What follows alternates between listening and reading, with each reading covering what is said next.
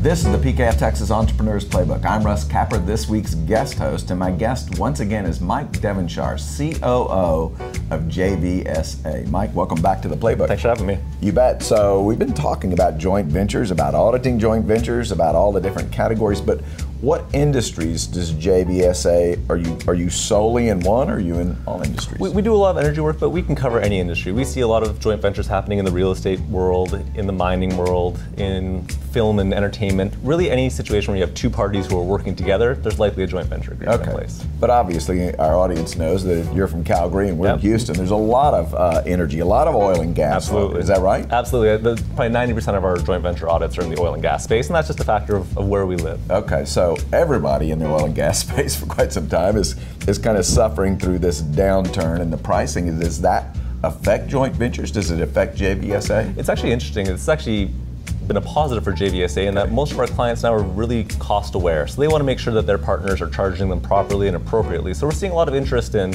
taking a look at people they might not have looked at in the past. And the other unfortunate side effect is we've seen some layoffs, which means companies have fewer people in their accounting group, which increases the risk of there being an error. Okay, so you're saying that there's more people sort of interested in a joint venture, but are there also people that are in joint ventures that are more tuned into, hey, maybe we ought to do an audit now? Absolutely, that's where we're seeing it. It's just kind of, let's just make sure our partners are charging us properly. Let's go through the audit process. Even if we don't find dollars, at least we're kind of keeping each other honest and we're making sure the procedures are being followed properly. Okay, real interesting. Well, thanks again for sharing your perspective with us. Yeah.